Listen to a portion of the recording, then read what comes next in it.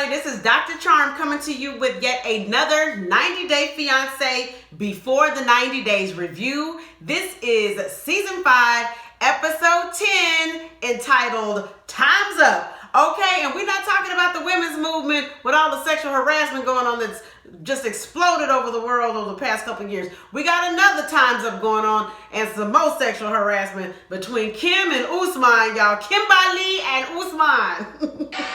Woo, because, honey, she been harassing this man for some penis for weeks now. She got there. Oh, my God, when we going to do? When we going to get some dick? When we going to do? When we going to do? And they had a knockdown, drag-out fight the day before. And so we, they have woken up this morning and Kim was like, I don't really want to be doing that. It's just not me. I don't like to argue about these things. Girl, please, you've been browbeating that man for some penis since the trip started. But, and then she got that Walmart Valentine's Day outfit on too, that little heart thing. Looked like it was on sale at the Walmart. But it looks like they calm down. They go for a walk on the beach and everything. And then they get to FaceTiming her son, Jamal. And y'all, Jamal is nice looking. Jamal, fine. He's biracial. Apparently, Kimberly has a type. She's partial to brown sugar. Okay. And it was real cordial because this was his opportunity to meet Usman, and they talk. And basically, he said, look, I don't really care for you and my mom in the sense of there's a huge age difference and you can really try to take advantage of her. But I'm going to give you the benefit of the doubt. And Usman was like, no, man, no, I love Kim. I love Kimberly. She's so loyal. She doesn't get jealous when the girls come around. She helps me out on the tour and everything. And baby Jamal said, it don't sound like you talking about a girlfriend. It sounds like you talking about your personal assistant. So, but basically they're kind of at an impasse. He's like, hey, I'm going to be there for my mom. I don't really care like this, but I'm going to be there for my mom. And if she like it, I love it. So shout out to Jamal for being open-minded. And baby, we get back to that hotel room and Usman finally tell Kimberly that he gonna give us some dick tonight, y'all. Kimberly finna get us some penis. And child, Usman is a mess. He goes in the bathroom, he come out, he got on some Cassell sunglasses circa 1988 MC Hammer, okay, in Oaktown 357. Look it up, kids, if you don't know. And he got on him a Soldier Boy gold chain. He said, I'm finna represent, okay? I'm finna put it down. I gotta dress up for this shit. He's so funny. Shout out to Soldier Boy. So, honey, they wake up and everything, and honey, Kim is happy. We ain't hearing the people out of Kim. Kim ain't finna be nagging no more. She good. She good. But shout out to Kim and Usman. I like Kim better than Lisa, baby love, because Lisa, whoo, Lord have mercy, just a mess, just trash. But I tell you what, TLC has a formula. The 90-Day Fiance has a formula when it comes to these couples. You gonna always have some girls out of Russia and the Ukraine. I think they got headquarters in the Ukraine. I think they got headquarters in Nigeria, Lagos specifically, and Abuja. But because you gonna have a white woman with bad hair and loud, and then you have a black man over there in Nigeria. That's their formula. That's the formula that they got. And headquarters in the Ukraine. That's 90-Day Fiance. But Kim has a better temperament than Lisa. She's a little bit more mellow. She got a little bit more class to her. So I'm gonna see what happened with Soldier Boy and Kimberly.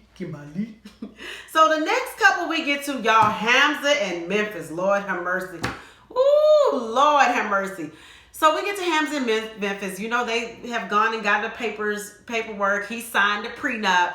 He told his mother that they shopping at the bridal and tuxedo store out there in Tunisia. He told his mother, and she said, why are you signing the prenup? Why you got to do all of that? And this girl is fussing with you and y'all ain't even got married yet. And she arguing with you. You're a catch. He's a catch, y'all. You got a degree. You don't have to rush into marriage. Do you think you're rushing into marriage? So she's kind of turning them against Memphis a little bit. And I understand his mom. I mean, she got divorced, and then I guess in their society, a divorced woman couldn't even get a job. Like, I mean, wow, where they do that you can't even get a job and you're a single mom and you're divorced? Like, that's a lot. So I can understand her being cautious, and I think Memphis has jumped the gun. I mean, she just, ooh, Lord. So they get back to the crib and everything. Memphis is talking to her foster sister, which I did not know that Memphis was in foster care. So shout out to her, because the streets are saying that she's a nurse practitioner, so she has a good medical career, a good job, and a lot of people who come through foster care, a lot of times it's very, very difficult for them. So shout out to her for making it out of those circumstances. But she's talking to her foster sister on video chat, and she's talking about, that Hamza lied to her about his age. And I'm forever going to say that I have had enough about how she is overreacting about this man lying about 2 years. He told her he was 26 and he was really 28. I mean, come on, that's really not a huge deal. When you look at Summit and Jenny, remember Summit and Jenny from the previous season, where Summit was catfishing her and she still liked him, and she got down there, and this man, they've been going together for 9 whole years, and found out this man had a whole wife. His family had him married off. So that's a lie. Oh, I'm 26 and I'm really 28. I don't think it's a big deal. I think Memphis is that nagging spirit. Ugh. So, but our foster sister said, hey girl, you're going to have to tell the truth. Let him know what happened, because she has revealed to the foster sister that when her and Hamza first started talking, that she was spending the night at her ex-husband's house. Now, I think she said nothing sexual went on, but it was the fact that she still spent the night over there. That was poor judgment when you're getting something new started. So they go upstairs, and she goes, Hamza, get your translator out. Hamza, get your translator out. And he gets the translator out. Hamza, there's something I need to tell you about what happened in the summer. Before she could get a word out, Hamza said, I think we need to backtrack on getting married, y'all. Baby, Hamza ain't got an ounce of bitch in him. He really don't. I'm like, shout out to him. So, I don't know. It says next week. I think they, trying to see what's going to happen. They trying to see what's going to happen. But shout out to Hamza. And I personally think she should keep her mouth shut about this stuff with the ex-husband, because if they didn't have sex, her and Hamza wasn't committed. They had just first started talking. I think a lot of times when people do things like this, it's just to relieve their guilty conscience. It's not to make the other person feel better. You're just trying to be relieving your guilty conscience. It ain't still ongoing. They not still having sex or anything. So she just needs to keep her mouth shut, especially because she already said he's really jealous, and they come from a very traditional culture. So she needs to watch it on that front. So we cut, y'all, to Gina and Jasmine. Y'all, the shit has hit the fan with Gina and Jasmine. If you can recall, Gino has sent naked topless photos of Jasmine to his ex-girlfriend, y'all, to make her jealous. And so, of course, y'all know Jasmine already got a bad temper. She got anger management issues real bad. She needs some court-appointed therapy. But, we cut to her. She's going off. And in this instance, I'm going to let her go crazy a little bit, because that was fucked up. It really was. So she's going off on him. And y'all, she goes and snatches that hat off. And as soon as she snatched that hat off, honey, Gino put another hat. He had another hat waiting. So he put on another hat. But before he could put that other hat on, we just got a glimpse of bald head and 3 inches of rat tail. I mean, he really did have a rat tail going on in the back. Duck tail, rat tail, whatever that was. And what I don't understand is, let me talk to Gino. Let me talk to some of you balding men. Just let it go. Shave it off completely. There are plenty of women who find a bald man sexy. I'm telling you this. I mean, you got The Rock. Ladies love The Rock. The Rock, I think The Rock can still grow a head of hair, but he has chosen the bald look. I mean, you got all kind of men. Telly Savalas, rest in peace, Telly Savalas. He was a sexy bald man. A lot of women like Telly Savalas, So it's quite a few bald men out here, and you got to just wear that shit. You got to own that shit. But Gino, them hats and that little ducktail in the back, I don't know what to tell you, baby. You're going to have to do better than that. But she snatched that same thing off, and then she tried to jump him, producers jump in, they separating her. So she leaves out. She's talking to her homegirl. And she basically said, like, why would he send my pictures to his ex unless he's still hung up on his ex? Now, I think she overreacted with those other girls, with the girl, the Brazilian girl, and that he had her decorations still in the house. But I think that she might have a point with this, because why would you send pictures to somebody like that unless you still involved? But she goes back over to the little bungalow that he's in, because she said she left her purse. So she went to go get her purse, and he said, can I talk to you for a minute? So they go out to the little beach and everything. And he said, I have cut off all communication with this girl. I'm not talking to her anymore. I'm so sorry. This is the worst day of my life. And any other woman, she's out. You done did some inappropriate shit, and it's too early in a relationship.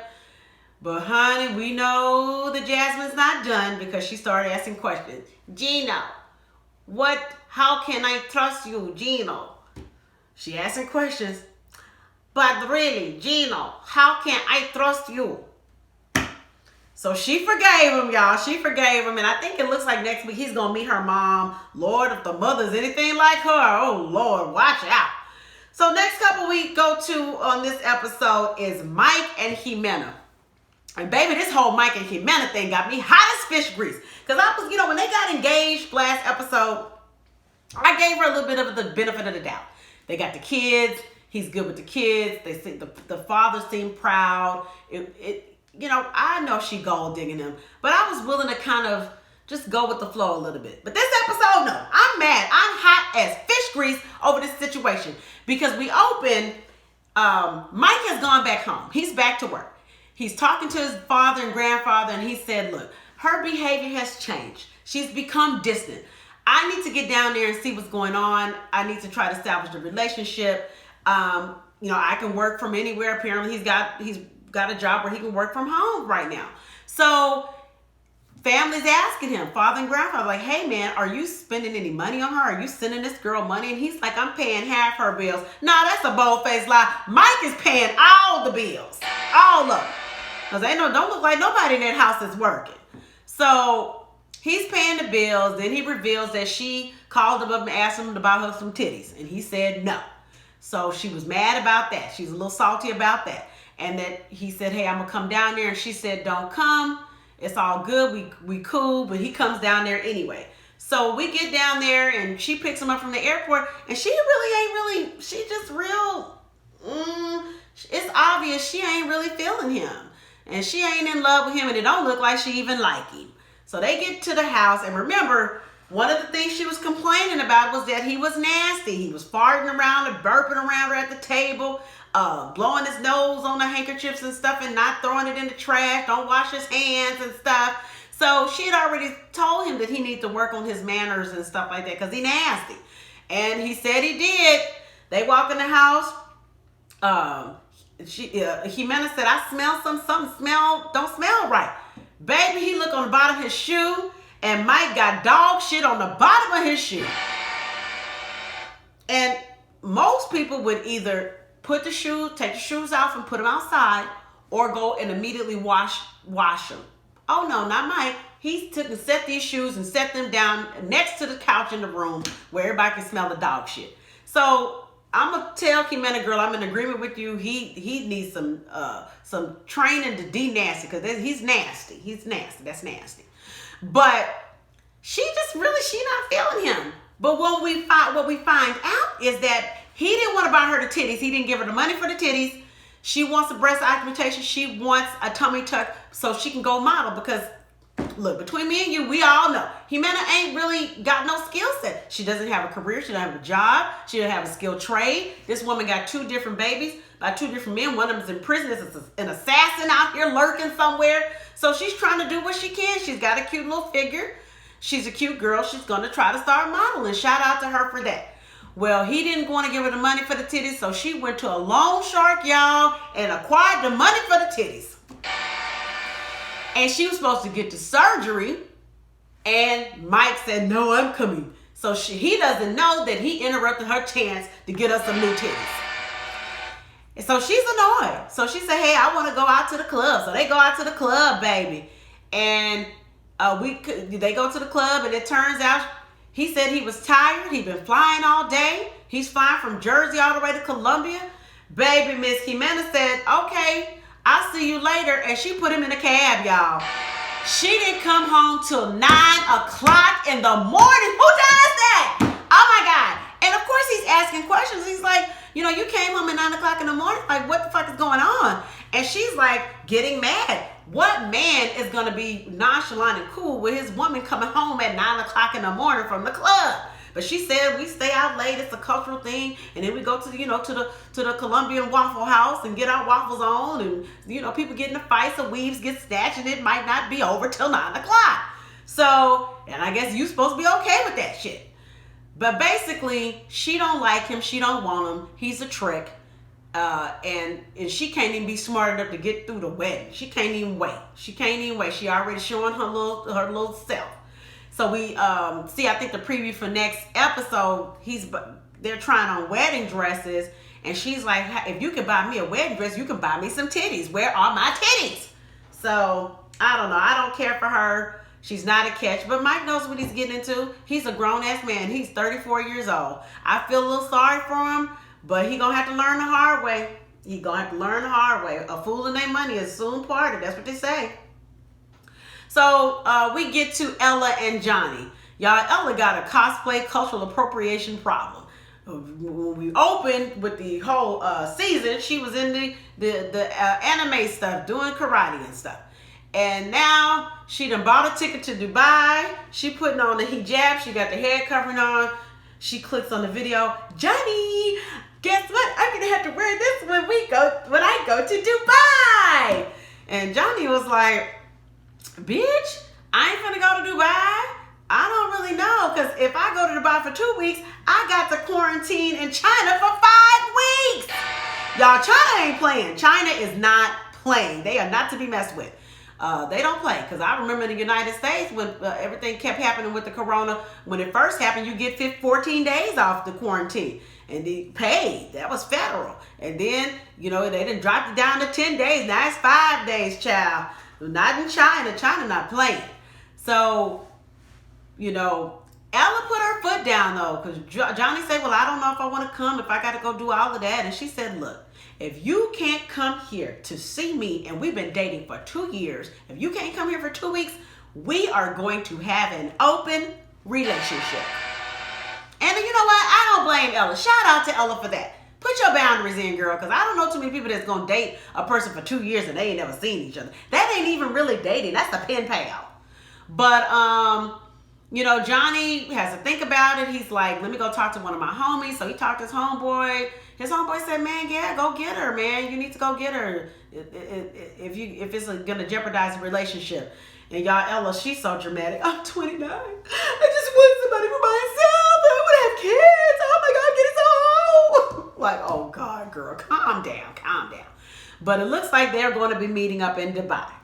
So taking us to our final couple, and I think the most shocking couple of the night, is Ben and Mahogany, y'all. Mahogany. Ben and Mahogany. So Ben has flown to Peru. She didn't show up to the airport. He goes and gets a taxi or Uber or whatever, somebody, a smoke signal, and he's on the first thing smoking to her town, which is San Bartolo. And he's texting her. He said, hey, I'm going to be at this restaurant. I'm going to be here at 8 o'clock. He waits for her for a whole hour, y'all. He's sipping on water. He don't want nothing. He's very sober, very sober. They checking on him like, okay. Oh, boy. But, y'all, we look up, and there is Mahogany. Mahogany is real, y'all. Mahogany is real. I can't believe it. I cannot believe it. But she's real. She's cute. Twitter is going crazy because the both of them have been abusing the filters. They have been abusing the filters like Rebecca from last season. So she doesn't look exactly like her pictures because she was using all these filters. Now, she's still a cute girl. She's a very cute girl. But she doesn't look as good as her filter pictures. And then, of course, she was complaining that he doesn't look as good as his modeling pictures because he has his older male model pictures where he's got the oil and the light angles and lights camera and all that kind of stuff. So, of course, he's not going to look as good in person. But it really struck me how much older than her that he looked. And I'm like, why are you going for a woman that's 20-something years younger than you? I mean, you just going to be ready to be a trick. You're ready to be gold digged on, okay? And it's obvious that he's way more into her than she is into him. He's asking her, well, why do you love me? And he goes to hug her and he keeps holding her and she's kind of pulling away a little bit. He says, I love you. She doesn't say, I love you back. So she's a little more standoffish, and that's appropriate. And I think what happens when people online date is you get a false sense of security. It's like, oh my God, I'm talking to this person. This is a fantasy. It's an artificial closeness. And then you meet them in person, and they may not be like they are online. It's a fantasy. I think people are more attracted to the fantasy than real life. So of course she's a little bit more standoffish, and I can understand that. And she also gave a little bit of an excuse or something of an explanation as to why she just didn't even show up. She said she was nervous. She said her parents were concerned that he was coming down there thinking she was about to be a prostitute. So, she just had second thoughts. But when he said he showed up to the town, she said, I'm going to come down here and meet you. So, hey, y'all, love conquers all. At least she showed up. Because, honey, I thought it was going to be another David and Lana situation where this man that went all to the town. The girl didn't even show up till the last day he was in the country. He had been there almost damn near 2 weeks. So at least 90 Day Fiance put us out of our misery this episode. And we didn't see him going all around town and here and there and calling and she ain't responding. At least she came through pretty quickly. And it was a shock that she was real. But, yeah, y'all, so I'm looking forward to the next episode. I'm looking forward to seeing what's happening. We're getting towards the end of this season, and it's been a pretty good season, I think. I think it's been a pretty decent one. I think my favorite couple right now is probably Hamza and Memphis, except for when that nagging spirit, she going to nagging convulsions. But that's my favorite couple right now. And, hey, we'll see you next week with the next 90 Day Fiance Before the 90 Days review. Make sure you like and share and comment down below. All right, I'll see y'all next week.